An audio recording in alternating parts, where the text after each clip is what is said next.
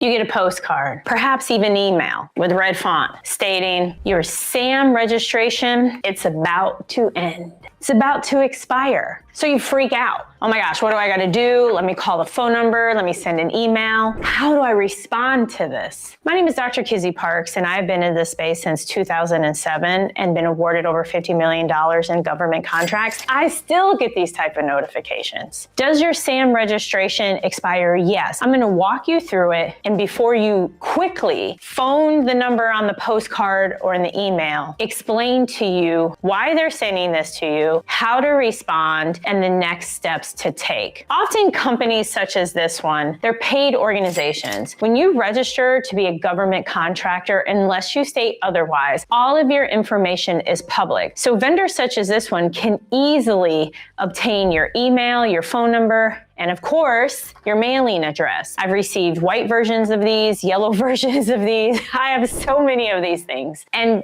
I get that they are offering a paid service, but on the surface, it seems that the federal government is reaching out to you because every year you must renew your SAM registration. However, the federal government, Sam.Gov, they're not sending you any information via mail or a postcard or even a phone call regarding your SAM registration. For something like DIBS, which is a completely different topic, yes, they will send you a mailer, but they inform you. When it comes to your SAM registration, you can simply renew for free on Sam.Gov. When you are about 90 days out from your expiration date, which you can easily see by logging into Sam.Gov, you go into your workspace. That is when you should begin the process of renewal. When you use companies like this, not only are you going to find that they're typically going to charge anywhere from $200 to $500, they also will often kind of take control of the access to your account, meaning they have access to your bank account, they have access to add and remove different users, they have this complete access on your account, putting you in a position where you're now going to have to go in and regain access by often submitting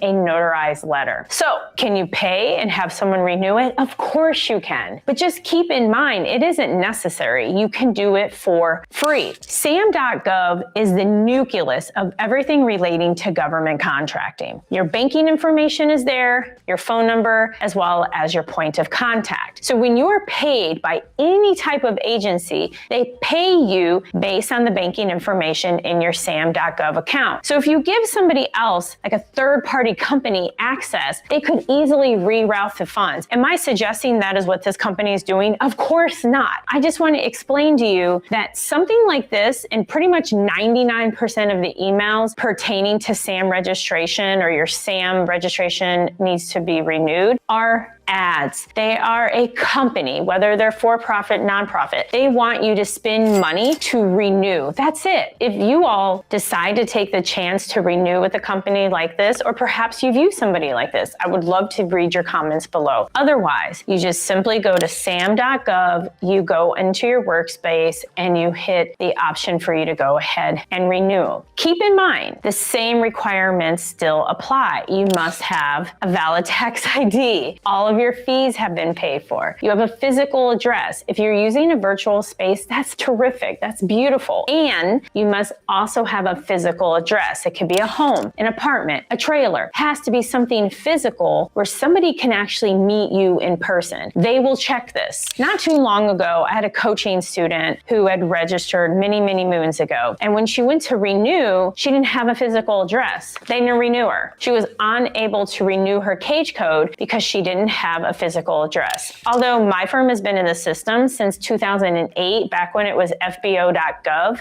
every year they tend to ask the same thing. I need proof of your physical address, I need a lease, and I need an invoice. It doesn't matter the history of being in Sam.Gov. It's every year you must re-show them that you are an actual legit company, which I understand why many may say, oh, Kizzy, Dr. Parks, I don't want to deal with this. I don't want to have to go in there and deal. I'll just pay somebody. Great. Just keep in mind, you don't want them to have complete access to your account. Nefarious things have occurred, and that is why Sam.gov has the security elements that it has. Often when you log in, you're going to be asked to provide a code as a second factor security feature. Going back to the emails that you receive, simply go into your inbox and put the cursor over the actual from. Even if it says SAM registration or federal government, look, often it's at Gmail or it's at something